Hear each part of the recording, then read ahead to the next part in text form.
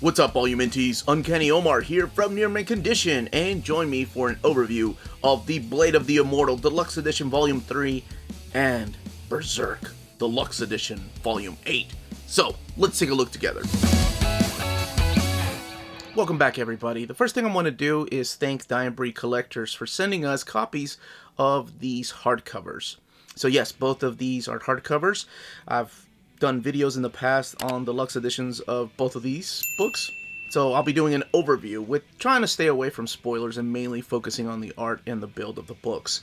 And speaking of build, they both have this fall leather feel to it.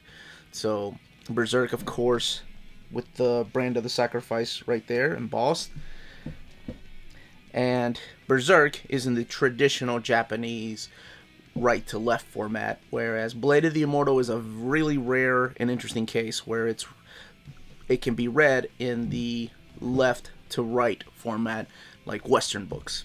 So the other interesting thing about these two books, the differences, is that Blade of the Immortal has a flat spine, whereas Berserk has a curved spine. You can tell better from this angle right here. And that's right, both of them do have ribbons. And then the back of the books, nothing really special about them. These are just stickers. You can just rip them off if you want to. I was just putting them there for the sake of the video, as well as that parental advisory being a sticker, because there's nothing worse than things like that being on a book. Both of them came sealed in plastic and came with their own little leaflets right here explaining what you're going to get. This is Blade of the Immortal, and then this is Berserk Deluxe Edition Volume 8. So let's talk about Blade, and then talk about Berserk, Blade of the Immortal Deluxe Edition Volume 3. Now, these were previously printed in America in these three editions here, known as Heart of Darkness, The Gathering, and The Gathering 2. As a matter of fact, they used The Gathering for the cover, or this frame cover that they're using for the Deluxe Edition. I quite like that. I like the idea of a frame. It gives it a quality of something classic, which this is. So all three of these are collected in here. Now, let's get this open. Again, this is just a rare instance where the manga has been translated from the right to left traditional format to left to right. And that's because of the original masters. And I'll talk a little bit about that. I know I've talked about it before in the past. By the way, this one here is dedicated to Torrin Smith, who passed away. So they do talk about the translation here. The sound effects, the artwork, it's called mirror artwork, is what they usually used back in the day. And then, of course, the swastika and the symbol that it stood for back during this time of Japan. So it's very important to note that this has nothing to do with Nazis, even though people probably see that and are confused. So if you want to read all about that, it's all in the very front in every single one of these volumes. I think that's one of the things I love most about this particular series, is just how much history is put in here. I went on about Usagi Yojimbo and how much I loved it, about the historical accuracy, even though we're talking about bunnies and anthropomorphic foxes. This does the very same thing, but this shows you the grittiness and how dirty this world is. And I think Samura is just an amazing mangaka. And that's why this is in my top 20 favorite manga of all time. Probably in my top 5 favorite manga of all time. Just the way that it's drawn and the characters. So during this time of the manga, both Manji and Rin have kind of done the whole, the enemy of my enemy is my friend. So they're at the headquarters of the Akagi assassins. And of course, the mysterious Yakurin is the one that leads them all. And she is not just mysterious, she's quite lovely to look at and quite deadly. So this volume in particular, I think, is one of the roughest to get through, because this one here shows you how dark and just cruel this particular world was. And the last volume, I remember talking about people that love animals, it might be hard to get through. This one here shows a lot of sexual violence, and just, it's really rough to read. I remember reading this when, I think this particular volume I read in either 2000, 2001, as it was coming out in this trade paperback format. They weren't called tankobons, they were just called trade paperbacks. So I remember I had a rough time getting through a couple of spots here. So just be warned. It's a rough read, and you all know I love Berserk, and I talk about that, and that's a rough read, mainly because of this asshole right there, Shira, who is a piece of garbage, and just has fun killing people.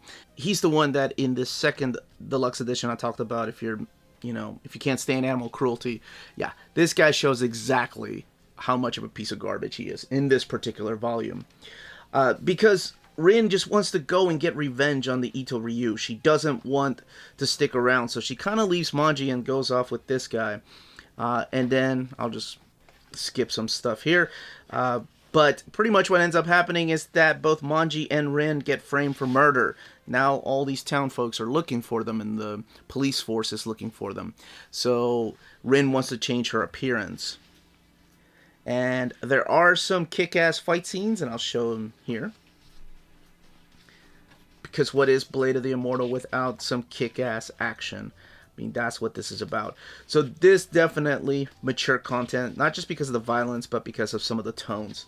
But I stress again, like I always do when talking about this particular series, this is a series that details the human struggle with morality and society and honor and all these personal choices they make.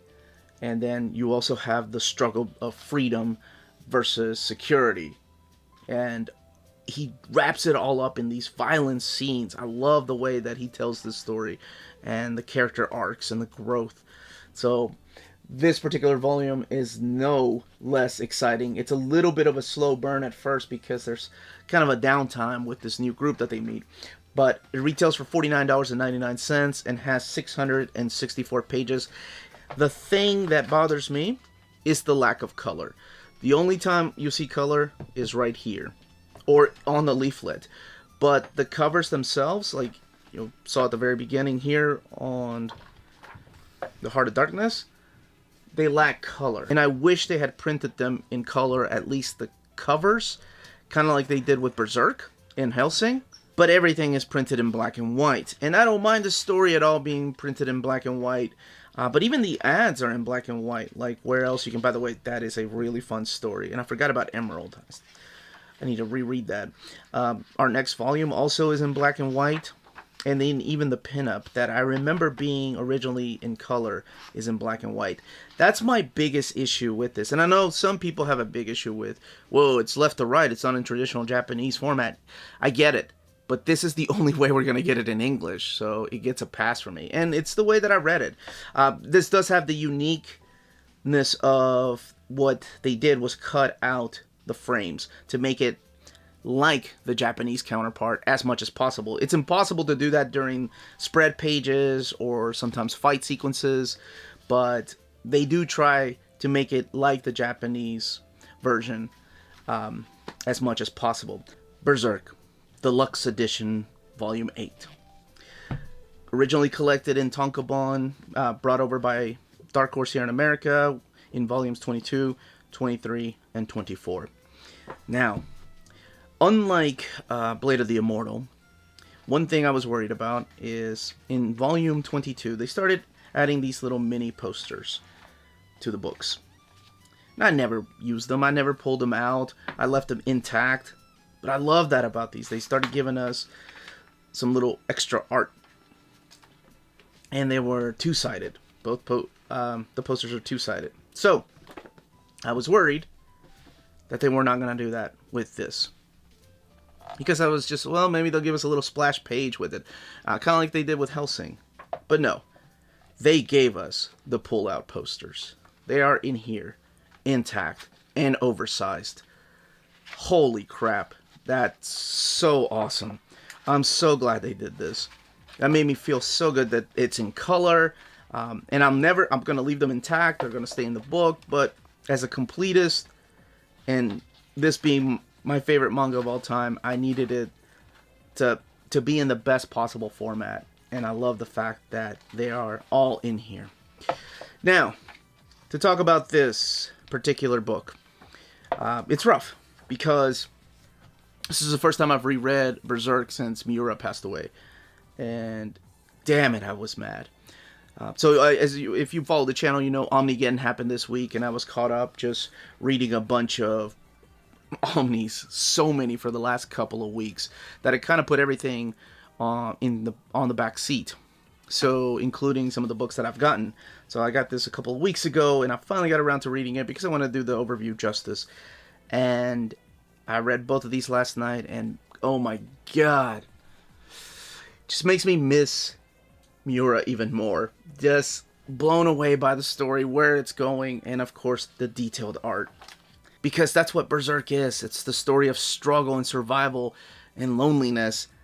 And the way to capture that is to draw this dark world, and I don't think anybody has done it better than Miura. Now, I have to skip some of the first few pages because something big is about to happen.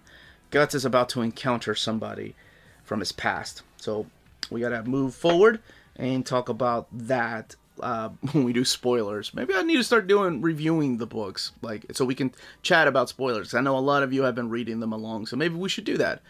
Why haven't I? I love this series, and I want to talk to people about it. So, we have a brand new cast of characters that show up. That's what one of the posters was. And each one of them a complete badass in their own right. So you question yourself. And these are all what some people may call villains, antagonists of the story. So you question, how in the hell is Guts and gang going to survive this? How are they able to live past this and overcome this? You get a backstory of Lady Farnese and Serpico and why they're so connected and how much respect and love he has for her. That's brutal. And then we get to see more of the Kushan here. And this is where the newer villains kind of show up. These guys right here. And like I said, each one of them a complete badass in their own way. And holy crap, Guts is going to have to go up against these guys. And I forgot they appeared this early on. And speaking of appearing, I'm not going to give away what ends up happening here or who ends up showing up. There is someone that appears that gives us hope. And no, I'm not talking about that nasty looking troll. I'm talking about this young lady right here. And this is a mysterious little witch that shows up at first with her own little fairy that gives Puck a running. And you don't even see her face, but it does turn out to be this young lady known as Shirky, right there.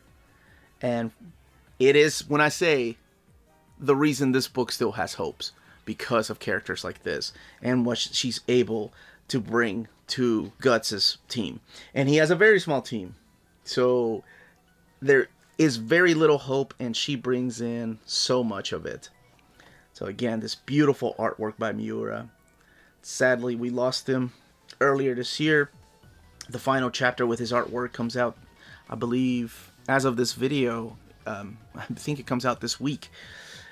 And the future of Berserk is still up in the air. They haven't talked about whether they're going to continue it without him and use his notes, or if they're just going to end it with his last chapter. I've said my piece on that. My wife and I both feel the same way, that I think it's okay to end it where it did. But let's look at the back here. This is where they put the covers. So the cover to volume number 22 is back here, showcasing Guts and Griffith. And they're all in color. So this is what I wish they had done with Blade of the Immortal. It seems like I get it. Berserk is your number one. It's your favorite child, I guess. But Berserk of the Immortal. Blade of the Immortal is damn good, and I wish they had done the same treatment for it. The pages, when it comes to the covers, are all thick, glossy pages. When it comes to the internal artwork here, there's Grunbeld. It's this thick matte paper. The book retailing for $49.99, and it has a total of 632 pages. Volume 9 coming out in November, I believe. And that, as they say, is that. If you're interested in purchasing either of these books, don't forget to check out our sponsor, cheapgraphicnovels.com, your online home for brand new graphic novels and collected editions up to 50% off cover price. They pride themselves on packaging your books so they arrive safely in an excellent condition, as well as prompt and helpful service. Check out the bargain deals for up to 90% off cover price. CGN is excited to announce that they are now taking pre-orders. They're making it easier for you to ensure that you don't miss out on the hottest releases. CGN is currently running a special promotion for your mentees. If you're a first-time customer, let them know that you were referred by Near Mint Condition at at the checkout, and you'll receive a credit for free shipping on your next order. This promotion is valid for U.S. customers only. Cheap Graphic Novels, your source for the hottest books with the kind of deep discount and quality shipping and customer service that will keep you coming back for more. And that was the content, the page count, and build of these manga deluxe editions. Let me know in the comments down below which ones you're picking up if you haven't tried Blade of the Immortal out yet, what you think of Blade or Berserk if you've been reading them. And of course, what other manga you want to see in this deluxe hardcover format. I myself, I'm going to make a video and talk about the ones that I want to see. Those of long ago. Thank you all so much for watching. Don't forget to hit that like button, subscribe, and ring that bell for notifications. We are on Patreon and on Spreadshop. Amazing ways to support the channel if you can do so. And more importantly, everyone stay healthy, stay safe out there, and much love.